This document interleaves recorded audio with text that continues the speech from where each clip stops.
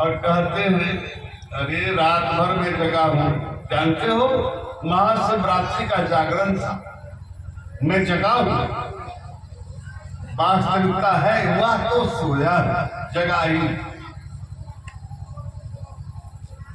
मैं यदा कदा किसी किसी से पूछ लेता हूँ ये बताओ तुम सोया हुआ है कि जगा हुआ है, तो कहता है कि हम तो जगे हुए हैं, आप देख नहीं रहे हैं, हम आपके सामने में हैं। हम कि नहीं भाई, हमको तो लगता है तुम सोया हुआ है, आप बातें नहीं मानते, हम आपके सामने में हैं, जगे हुए हैं, आपसे बात कर रहे हैं। वो तो समझ गए लेकिन जगा हुआ नहीं। कभी तो झगड़ा कर लेता है, हम जगे हुए हैं, कहता है कि सोया हुआ है, कैसा आदमी है भाई। तो हम जो पूछते हैं और वो जो जवाब देता है, दोनों में अंतर। वह सांसारिक जगना सोना बता रहा है, हम आध्यात्मिक जगना सोना पूछ रहे हैं।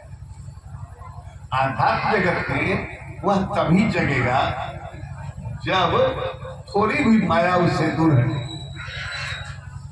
उसका जागरण ही सचमुच जागरण है।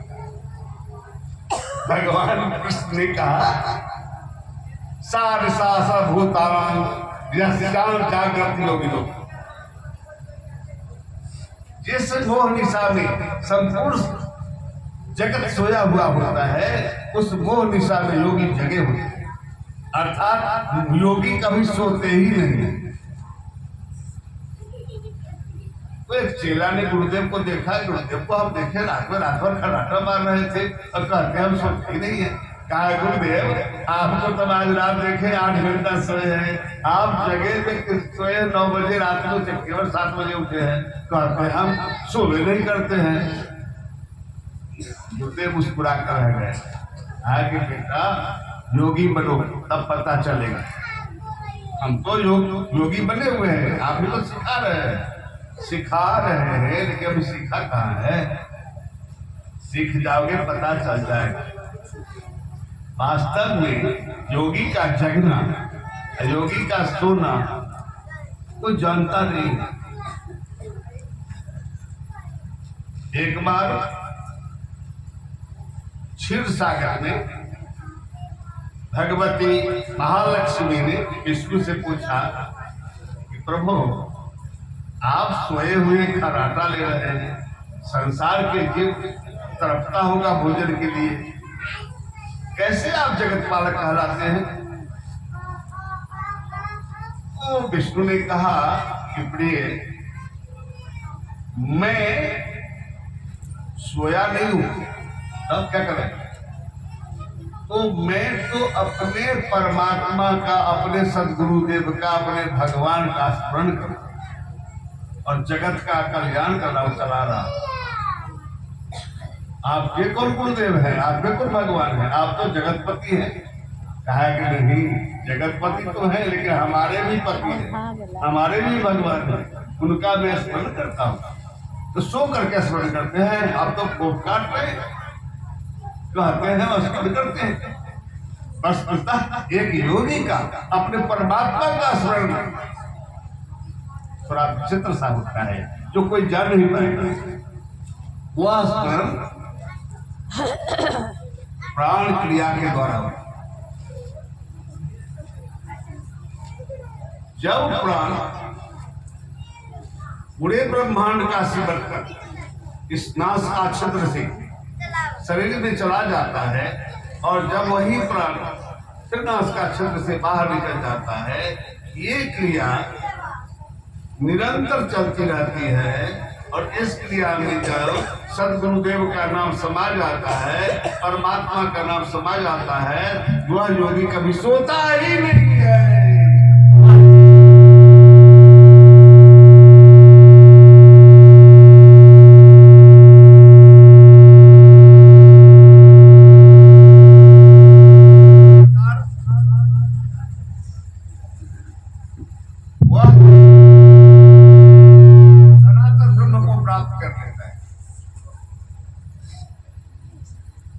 उस क्रिया को कौन जानता है? क्या सामान्य सांसारिक व्यक्ति उस क्रिया को समझ पाएगा?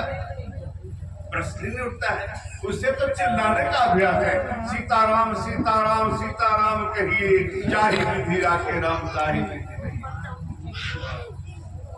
राम लगता है रखने के लिए, उनका नौकर बन के आएगा, उनको खाना खिला देगा, बिना कर्म किए हुए और राम के भरोसे जिंदगी काट ले।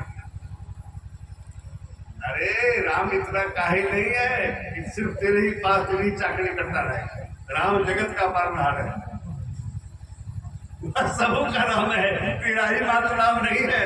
तू केंद्रित करके रख लिया है अपने घर में, कहता राम हमारा है, राम हमारा है, राम हमारा है। एक बार अनेक भक्तों के बीच झंझट हो गया, ये गुरुदेव हमारे हैं, ये गुरुदेव हमारे हैं, ये गुरुदेव हमारे हैं। आपके भाई ये गुरुदेव तो हमारे हैं, ये क्यों झंझट करता है? आप कैसे? अरे गुरु जी की भक्ति करते हैं ना, तो गुरु जी जो जो मन हम सोचते हैं सोचो हमको ला के देते हैं। गुरु जी को भूत प्रेत है क्या? कहाँ से ला के देते हैं? कहा कि नहीं नहीं भूत प्रेत नहीं है, क्या है? अरे हमारे मनोकामना की पूर्ति, मनोकामना की पूर्ति करते हैं। ये कैसे करते हैं? अब जो मन में सोच लेते हैं पूरा हो जाता है। अरे हमको जानते हो, देखते देखते मंजिला मकान बनवा दिया, ढलवा दिया। दूसरा कहा घबरा तो 2 मंजिला ढलवा दिया, कहा कि हम तो अभी 1 मंजिल ढाले, लेकिन ढाल दिया है, बहुत चमत्कारी लगते हैं। और अभी तो 5 कट्ठा जमीन खरीद गया, तो कहा कि हम तो 10 कट्ठा कर दिए। कहाँ से पैसा आया पता नहीं, कमाया नहीं, कमाए तो हैं, पहले भी कमाते थे, आज भी कमाते हैं, लेकिन पहले की कमाई गमाई में चली जाती है। अब की कमाई का पता लगता है कि 5 टका कमाते हैं तो 25 टका अपने आप हो जाता है। ये कैसे हो रहा है मुझे नहीं पता, ये हमारे गुरुदेव जानते हैं। आप कैसे गुरुदेव है, कहाँ रहते हैं ऐसे गुरुदेव? इतने चमत्कारी बाबा है। पहुंच गया उसके गुरुदेव के पास, गुरुदेव हमको भी कंठी माला दे दीजिए ना, चमत्कार करा दीजिए। क्या किसने कहा है? हमारा भगतवा जो मित्र है ना, वही कहा है कि आप तो चमत्कार पर चमत्कार कर रहे हैं, मंजिला कर दिया, हमको भी कम से कम 1 मंजिल तो बना दीजिए। यहाँ कोई चमत्कार नहीं होगा, गुरुदेव उसको भगा दिया, कोई चमत्कार नहीं हुआ। दिखा लियो तेरा गुरुदेव के लिए चमत्कार भगाएंगे। मतलब है कि सदपात्रता होना, सदपात्रता आना या सदपात्रता की पूर्व अर्जित प्राप्ति, इन 3 क्रिया है। जो पहले से है उसमें तो फूक मारने भर देनी है, अपने आप होने लगता है।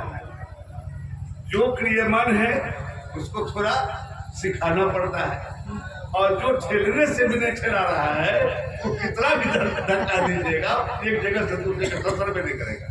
उसको क्या करेंगे कोई गुरुदेव? फूक मारने से उड़ने वाला नहीं है ना। देखिए त्रेता में एक शब्द बोल करके अष्टावक्र ने जनक को विदेह बना दिया। जनक ने कहा था कि गुरुदेव आज अभी और इसी क्षण मुझे ज्ञान की प्राप्ति करा दें, आगे हो जाए, मैं जो कहूंगा करोगे, अवश्य करूंगा। तो ठीक, पहले एक बात बताओ कि तुम मुझे गुरुदेव गुरुदेव कहते हो और छोटा सा स्टूल पर बैठने के लिए दे दिए हो, आपने उस सिंहासन पर बैठा हुआ है, कहता है राजा है, तो तुमको मैं कैसे शिष्य बनाऊंगा? शिष्य को नीचे बैठना चाहिए। राजा समझ गया जनक, अरे हमसे गलती हो गई, तुरंत राज सिंहासन नीचे उतर के स्टूल पर आ गए। कहा गुरुदेव आप सिंहासन में बैठे, ठीक सिंहासन में जगह बैठ गए। कहा जनक की बात जानते हो, यह सिंहासन आज और अभी से मेरा हो गया। जनकपुर का राजा मैं हूँ, इस राज्य को बेच दूं और न लगा दूं, या आग लाकर जला दूं। बाबा रे बाबा, एक तो विकलांग आदमी है और चढ़ गए राज सिंहासन पर, कहते बेचो या आग लगाकर जला दो या मैं भरना के वाला कर दो। कहा गुरुदेव आप जो करना है सब कीजिए, लेकिन हमको ज्ञान जरूर दीजिए। कहा कि सदपात्रता अवश्य। ठीक, एक बात बताओ कि जो मैं आदेश करूंगा करोगे? अवश्य। तो सामने कुआं है, कुआं में जाकर कूद कर बढ़। जनक ने सोचा न समझा, चल दिया और कुआं के लहरा पर खड़ा हो गया। सोचा कि पहले गुरुदेव को नमस्कार प्रणाम कर लेते हैं, मरना तो है। अपना मने मन गुरु की स्तुति किया। गुरुर ब्रह्मा गुरुर्विष्णु गुरुर्देवो महेश्वरा गुरु साक्षात् परब्रह्म तस्मै श्री